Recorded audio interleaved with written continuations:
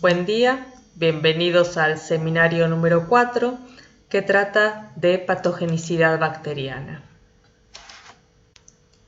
En los seminarios anteriores estudiamos algunos de los pasos que ocurren en la interacción huésped-bacteria. El primero de ellos es el encuentro, que va a depender del reservorio, que puede ser ambiental, zoonótico o humano. La entrada de la bacteria se va a producir por una vía de transmisión. Una vez que ingresó, el establecimiento va a estar dado por la adherencia de la bacteria, en donde las adhesinas, tanto fímbricas como afímbricas, son los mediadores por excelencia. Una vez establecidas, las bacterias comienzan a multiplicarse gracias a los nutrientes que obtienen del huésped y proceden a su diseminación a tejidos contiguos o distantes. Y mientras esto ocurre, el huésped no permanece en estado pasivo, sino que comienza a poner en juego los mecanismos de la respuesta inmune. Aquellas bacterias que van a causar enfermedad cuentan con mecanismos para evadir la respuesta inmune. Por lo tanto, el objetivo de este seminario es reconocer los principales mecanismos de evasión al sistema inmune en bacterias que se comportan como patógenos extracelulares o intracelulares por su estilo preferencial de vida. Antes de continuar con el seminario, es importante destacar que la clasificación de los mecanismos de evasión que se utilizan a lo largo de este seminario está elegida solamente con fines didácticos y ustedes podrán encontrar diferentes clasificaciones en las distintas fuentes. Bueno, de acuerdo a la clasificación elegida, la evasión de la respuesta inmune puede ocurrir por dos tipos de mecanismos fundamentales. Uno es por inhibición o bloqueo, en donde se impide la generación de la respuesta inmune, y el otro es por neutralización, donde la respuesta inmune fue efectivamente generada, pero se neutralizan los efectores de dicha respuesta.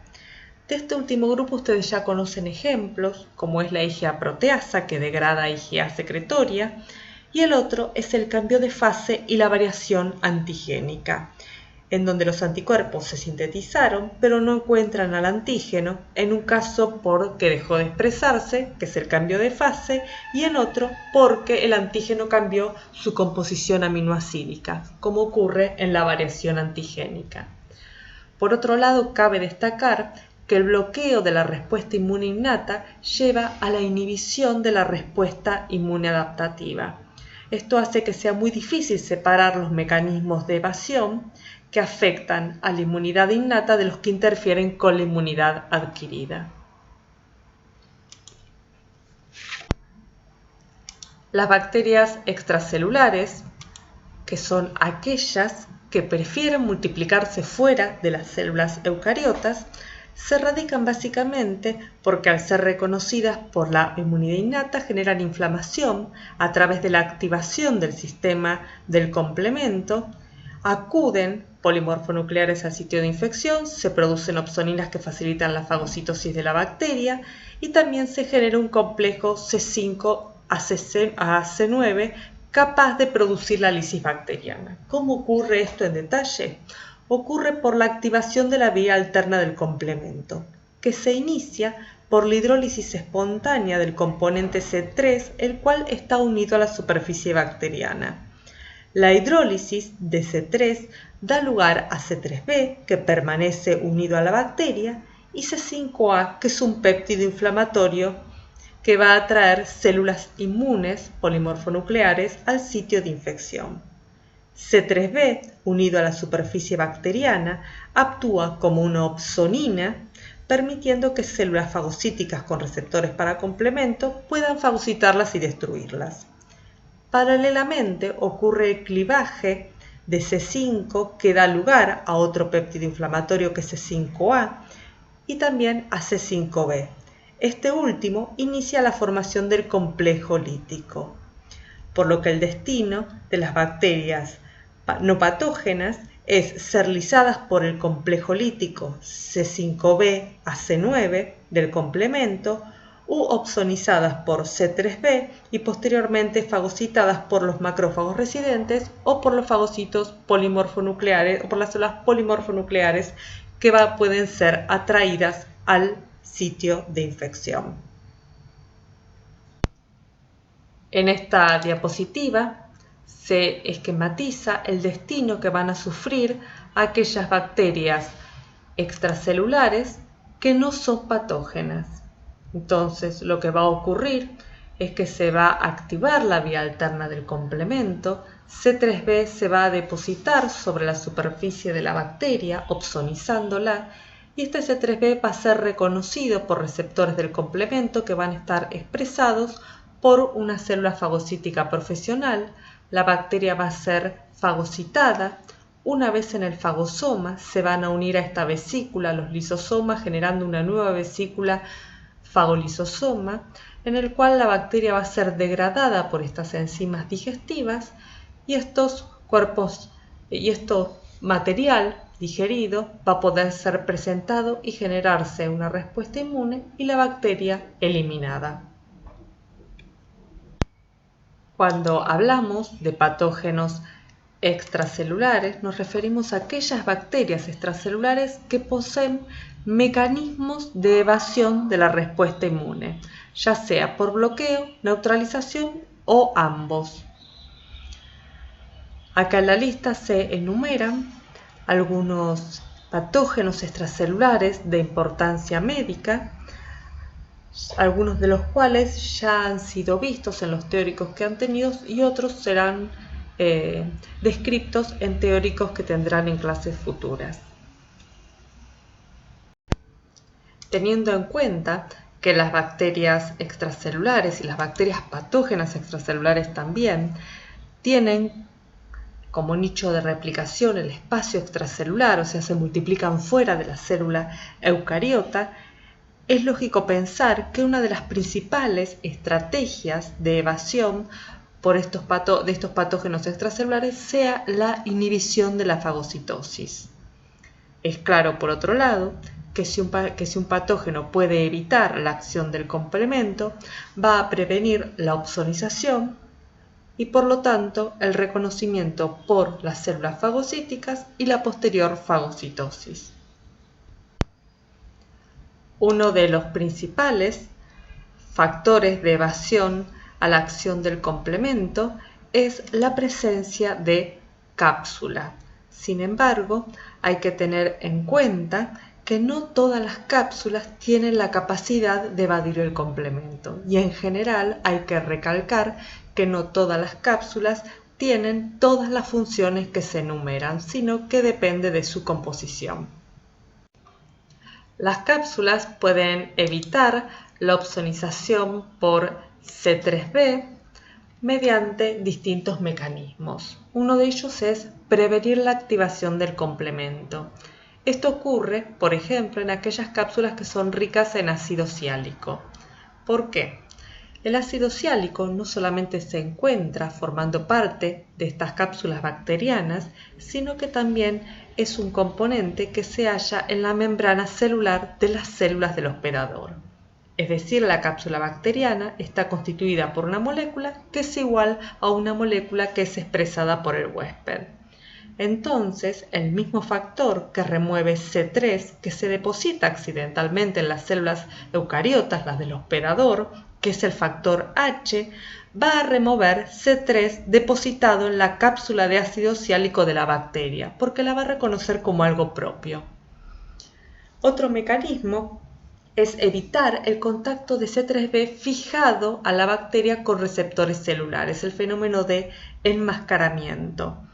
Esto es debido a que C3b se deposita sobre la bacteria, pero la cápsula voluminosa lo recubre de modo tal que no puede alcanzar la unión con el receptor del complemento expresado por la célula fagocítica. Y al no haber esta unión, la bacteria no es reconocida y por lo tanto no es fagocitada y eliminada.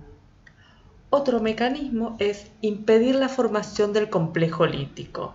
El complejo lítico está constituido por un complejo formado por subunidades de componentes del complemento C5 a C9 que forman un poro en la membrana de la bacteria. La cápsula lo que hace es retener algunos de estos componentes del complemento de modo que no alcanzan la membrana para constituir el complejo de ataque lítico y por lo tanto formar efectivamente el poro. Otro mecanismo de evasión de la acción del complemento es el enmascaramiento con IgA. Este mecanismo es característico de Neisseria meningitidis. Ustedes podrían pensar intuitivamente que las inmunoglobulinas activan el complemento por la vía clásica. Sin embargo, recuerden que IgA no es activadora del complemento, sino que las inmunoglobulinas que activan la vía clásica del complemento son principalmente IgM seguida de IgG. Otro mecanismo es utilizado por Streptococcus pyogenes, que expresa una proteína que se llama proteína M. Esta proteína lo que hace es facilitar la acción del factor H sobre C3b. ¿Se acuerdan que el factor H, yo los mencioné en la diapositiva anterior, que se unía al ácido siálico de las células del huésped para remover C3b que se había erróneamente depositado y que era una estrategia que utilizaba Neisseria meningitidis recubriéndose de ácido siálico? Bueno, la proteína M de Streptococcus pyogenes mimetiza la acción del ácido siálico uniendo el factor H y removiendo C3b depositado en la superficie de la bacteria, promoviendo su degradación. Otro mecanismo de evasión de la lisis celular mediada por el complemento la realiza el LPS. Si bien el lipopolisacárido es capaz de activar el complemento a través de su antígeno O, su estructura ramificada impide que el complejo C5b-AC9 alcance su sitio de unión sobre la membrana externa de las bacterias. Este impedimento de la formación del complejo de ataque lítico no es exclusivo del LPS bacteriano, sino que también algunas proteínas de la membrana externa, como las OMPs, de Neisseria ejercen una función similar. Este mecanismo de evasión le otorga a las bacterias la llamada resistencia al suero. Por lo tanto, y como síntesis de lo visto hasta el momento, podemos decir que las estrategias de las bacterias como el complemento tienen como efecto final impedir la lisis bacteriana por el complemento, ya que muchas de ellas tienen mecanismos para evadir la formación del complejo de ataque lítico del complemento, lo cual promueve su supervivencia. Por otro lado, al impedir la opsonización por el complemento y por ende la fagocitosis y ulterior procesamiento y presentación antigénica, se va a desarrollar una respuesta inmune adaptativa que va a ser deficiente.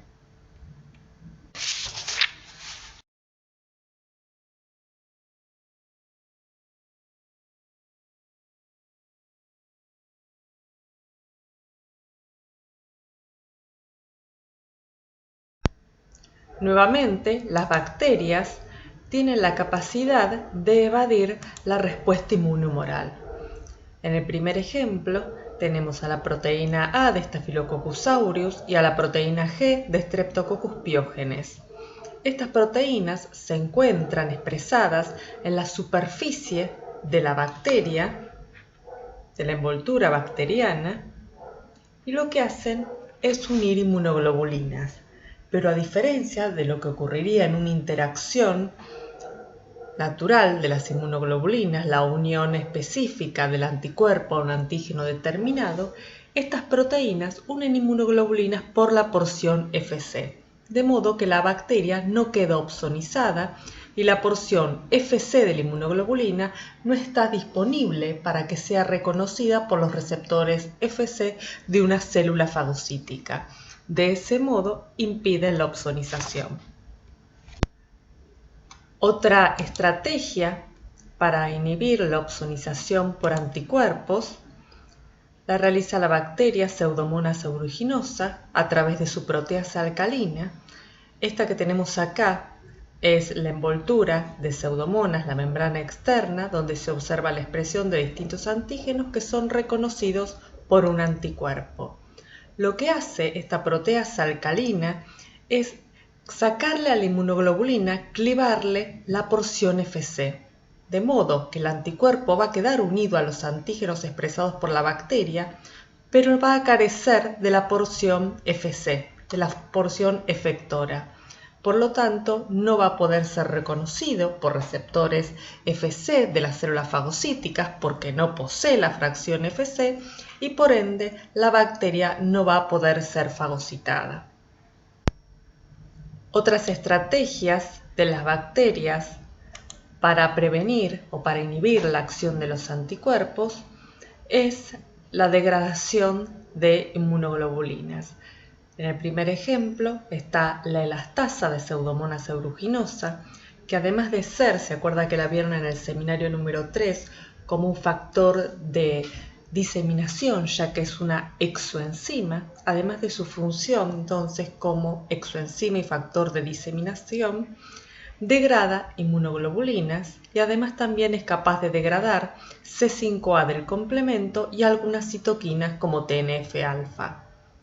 Otras proteasas que degradan inmunoglobulinas es la que ya también conocen ustedes de seminarios anteriores, que es la IgA proteasa, la cual se va a encontrar expresada fundamentalmente en aquellas bacterias que son capaces de colonizar mucosas, como Haemophilus influenza, Neisseria meningitidis y Streptococcus pneumoniae. Las bacterias también poseen mecanismos para evadir la respuesta inmune inflamatoria, la cual está mediada por receptores transmembranas, los receptores tipo TOL, expresados en la célula eucariota y que reconocen una variedad de productos microbianos, entre ellos el LPS, la flagelina, componentes de la pared como ácidos lipoteicoicos y lipoproteínas, ADN bacteriano, entre otros. Las bacterias pueden interferir con la respuesta mediada por los TLR mediante tres mecanismos fundamentales. Una es modificando el agonista, interfiriendo con la señalización o estimulando otro receptor en paralelo. Y ahora lo dejamos hasta aquí y luego con los ejemplos sucesivos ustedes van a comprender cada uno de estos tres mecanismos. Bueno, empezamos con el primer ejemplo de interferencia con la respuesta mediada por TLR y empezamos con la modificación del agonista, utilizando como ejemplo de agonista el LPS. ¿Se acuerdan del seminario anterior de toxinas? Que el LPS es una endotoxina y la porción que actúa como toxina de esta molécula es el lípido A. En el caso de las enterobacterias, las cadenas de ácidos grasos del lípido A tienen aproximadamente la misma longitud. Esto hace que se unan firmemente a TLR4 y estimulen la producción de una respuesta inmune inflamatoria. En contraste, otros LPS, como el de las bacterias del género Brucella, o también es el caso ejemplo Helicobacter pylori, tienen cadenas de ácidos grasos en el lípido A que son de distinta longitud. Esto hace que no puedan unirse a TLR4, no sean reconocidos por esta molécula y por lo tanto no se genere una respuesta inflamatoria apropiada. Otro ejemplo de interferencia con la respuesta mediada por TLR, dada por modificación del agonista, tiene como ejemplo a Salmonella typhi, que también la van a encontrar como Salmonella entérica serovar typhi. Esta bacteria tiene un antígeno capsular que lo que hace es enmascarar el LPS y de ese modo el agonista queda modificado por ese enmascaramiento y no es reconocido por TLR4. Observen además, a modo de ejemplo, para que no les quede el concepto de que todas las bacterias capsuladas son extracelulares, esta es una bacteria que tiene cápsula y sin embargo prefiere el estilo de vida intracelular. Pasamos ahora a la interferencia por la respuesta mediada por TLR que involucra la interferencia con la señalización. Y acá tenemos dos modos de hacerlo. Uno es en el caso de las bacterias del género Yersinia, que liberan al exterior una proteína que es LSRB, que se une al receptor TLR2. Sin embargo, en lugar de generar una respuesta inmunoinflamatoria, lo que genera es una respuesta antiinflamatoria mediada por IL-10. El otro ejemplo es el caso de las bacterias del género Salmonella, en donde no pueden interferir con el estímulo del receptor TLR, el cual es activado por un patrón molecular asociado a patógeno, o sea, por un agonista bacteriano, y comienza la cascada de señalización que terminaría dando lugar a una respuesta inflamatoria. Sin embargo, Salmonella secreta mediante un sistema de secreción de tipo 3 dentro del citoplasma de la célula eucariota una proteína que es ABRA que interfiere e impide la activación de NF-κB y por lo tanto impide que se produzca una respuesta inflamatoria. Algunos patógenos, como es el caso de Mycobacterium tuberculosis, puede estimular receptores adicionales para evadir las consecuencias inevitables de la activación de los TLR. Entonces, Mycobacterium tuberculosis puede contrarrestar la producción de IL-12 inducida por la activación de TLR4 mediante la estimulación del receptor de manosa a través del lipoarabinomanano recubierto por manosa. Entonces, lo que está haciendo es estimular un receptor en paralelo para inhibir la respuesta inducida por un agonista TLR. Además de la inhibición de la opsonización por el complemento, así como también de la opsonización por parte de anticuerpos que va a evadir la fagocitosis, las bacterias han desarrollado mecanismos adicionales y uno de ellos es la disrupción de la membrana citoplasmática del fagocito mediante la alteración de los microfilamentos de actinas. Esto es llevado mediante la inoculación de efectores proteicos bacterianos a través de un sistema de secreción de tipo 3. Este mecanismo es muy útil sobre todo para aquellas bacterias que son inoculadas directamente en la circulación, como es el caso de Yersinia pestis, que es inoculada a través de la picadura de una pulga y causa la peste negra. Otras bacterias, como Staphylococcus aureus, sintetizan y liberan al espacio exterior toxinas que directamente tienen la capacidad de lisar glóbulos blancos y se denominan leucocidinas. Otra bacteria que también es capaz de liberar leucocidinas es Streptococcus pyogenes. Algunas bacterias, si bien prefieren el estilo de vida extracelular, en determinadas circunstancias no pueden evitar ser fagocitadas, pero pueden sobrevivir dentro del fagocito durante cortos periodos de tiempo. Para ello deben inhibir la formación del fagolisosoma, lo cual logran mediante moléculas, sustancias que son secretadas por la bacteria o que están presentes en la superficie de la misma. Uno de los muchos ejemplos es el de la bacteria Staphylococcus aureus, que puede sobrevivir dentro de un fagocito polimorfonuclear, lo que le permite a la bacteria atravesar epitelios y diseminarse a órganos profundos.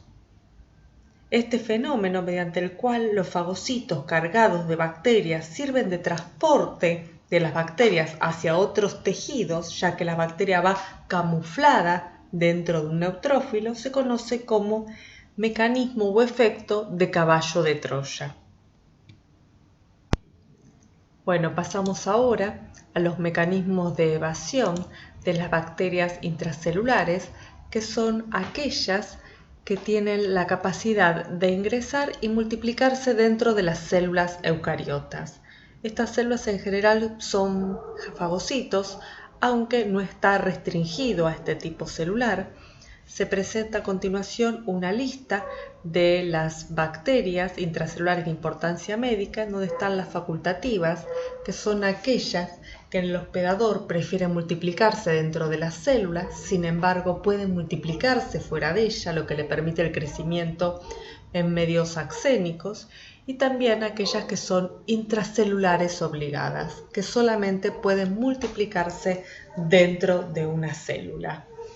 Hay que tener en cuenta que la vida intracelular dentro de la célula eucariota no solo le permite a la bacteria evadir la respuesta inmune, sino que la invasión también va a contribuir a la patogenia de las infecciones por estas bacterias. Las bacterias intracelulares pueden ingresar a las células no fagocíticas mediante dos mecanismos. Uno de ellos es el tipo cremallera, en donde las bacterias se unen a la célula eucariota mediante las adhesinas afímbricas, y esto genera una cascada de señalización intracelular que da lugar a un cambio progresivo de los filamentos de actina que promueven en última instancia la internalización de la bacteria. El otro tipo de mecanismo de invasión es el tipo en gatillo, el cual va a estar mediado por cambios bruscos en los filamentos de actina. En este caso, las bacterias nuevamente se van a adherir a la superficie de la célula eucariota mediante sus adhesinas, pero esto no va a disparar una cascada de señalización, sino que se van a inyectar efectores a través de un sistema de secreción de tipo 3 o de tipo 4 en la célula eucariota, lo que va a generar cambios bruscos en la actina que en definitiva van a llevar a la internalización de la bacteria. Ahora bien, ¿cómo sobreviven las bacterias dentro de las células? Si uno piensa en una partícula, lo que va a ocurrir es que va a ser internalizada. Primero va a estar en un endosoma temprano, donde el pH no va a diferir mucho del entorno celular. Luego va a pasar a estar en un endosoma tardío, el cual va a ser más ácido, hasta que finalmente esté en un fagolisosoma, en donde el pH ácido o las enzimas líticas terminen con la destrucción de la partícula. Las bacterias tienen que evitar de algún modo esta destrucción, y en este caso hay 3 ejemplos de bacterias, cada una de las cuales tienen distintos mecanismos para evadir la lisis del fagolisosoma. En el caso de Salmonella, la bacteria resiste hasta el estadio ácido del endosoma tardío, pero evita la formación del fagolisosoma. En el caso de Listeria monocytogenes, también llega hasta endosoma tardío de maduración y evade la fusión con el fagolisosoma, escapando de la vesícula de endosoma tardío al citoplasma celular. Y el último ejemplo es el de Mycobacterium tuberculosis, que es una bacteria que no resiste la acidez del endosoma tardío, entonces arresta el ciclo de la vía endocítica en endosoma temprano. Y ahora vamos a ver cómo cada una de ellas realiza este proceso. El mecanismo más común para lograr la sobrevida dentro de la célula es la inhibición de la formación del fagolisosoma. Un ejemplo es el caso de las bacterias del género Salmonella.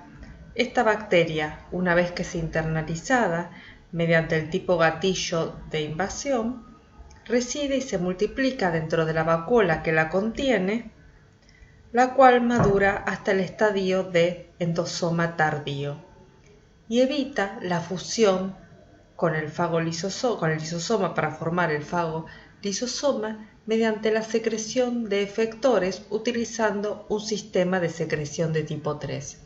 Observen que este sistema de secreción de tipo 3, a diferencia de lo que veníamos observando en ejemplos anteriores, libera efectores desde el citoplasma de la bacteria hasta el citoplasma de la célula eucariota, pero la bacteria en este caso se encuentra en un endosoma tardío. Salmonella puede sobrevivir en el pH ácido del endosoma tardío. El escape hacia el citosol es el mecanismo utilizado por aquellas bacterias que no son capaces de evadir la formación del fagolisosoma. Como ejemplo, analizaremos a Listeria monocitogenes. Como ya vimos, este patógeno ingresa a la célula mediante un mecanismo en cremallera, el cual involucra una adhesina afímbrica llamada invasina. La bacteria ingresa rodeada por la membrana de la célula eucariota y escapa de la misma en el estadio de endosoma tardío mediante la liberación de una toxina llamada listeriolizina O. Una vez en el citoplasma, Listeria induce el rearreglo de los filamentos de actina para procurar su mecanismo de propulsión, lo que le permite invadir la célula adyacente. Al ingresar a la segunda célula, la vacuola intracelular que contiene a Listeria va a tener una doble membrana, de la cual también es capaz de escapar al citosol. La patogenia de esta bacteria radica en su capacidad para atravesar epitelios dañándolos, formando y escapando de vacuolas intracelulares. Los tejidos principalmente afectados por las infecciones por Listeria son el intestinal, la placenta y la barrera hematoencefálica. Otra bacteria intracelular que merece ser discutida es el caso de Mycobacterium tuberculosis. A diferencia de lo que vimos para el caso de Salmonella, Mycobacterium tuberculosis no puede sobrevivir en un medio ácido. Su estrategia, por lo tanto, no solamente es evitar la fusión con el fagolisosoma, sino evitar que el endosoma temprano se acidifique, o sea, no tolera vivir en el endosoma tardío. Mycobacterium tuberculosis puede detener la maduración del fagosoma que la contiene mediante un desarreglo del citoesqueleto de actina de la célula eucariota. El mecanismo a través del cual se lleva a cabo este proceso se desconoce. La inhibición de la fusión con el fagolisosoma se explica mediante la adición en la superficie de la membrana del endosoma temprano que contiene a Mycobacterium de sulfátidos que provienen de la propia superficie de la micobacteria, y esto impide la fusión con el lisosoma. Por otro lado, Mycobacterium tuberculosis neutraliza la acidez del fagosoma con amoníaco ya que posee ureasa, es decir, esto indica que la bacteria es incapaz de sobrevivir. En el caso de las bacterias intracelulares obligadas, como en el caso de clamidia, se caracterizan por tener dos formas. Una es el cuerpo elemental, el cual es metabólicamente inactivo y es la forma infectante, y otra es el cuerpo reticulado, que es la forma replicativa. El cuerpo elemental se adhiere a la célula del hospedador mediante el reordenamiento de los filamentos de actina. La bacteria ingresa a la célula mediante un proceso que es similar a la fagocitosis y enseguida comienzan a modificarse proteínas del huésped que activan señales. Es probable que en estas etapas participen proteínas que son secretadas mediante un sistema de secreción de tipo 3. Estas proteínas participan en una variedad de funciones que tiene que ver con el escape de la vacuola que contiene a la bacteria de las vías de degradación lisosomal, la migración de la inclusión, la vacuola que contiene a la forma replicativa de la bacteria se conoce como inclusión, y por otro lado también está involucrada en la inhibición de la expresión de las moléculas del complejo mayor de histocompatibilidad, lo que favorece la evasión de la respuesta inmune.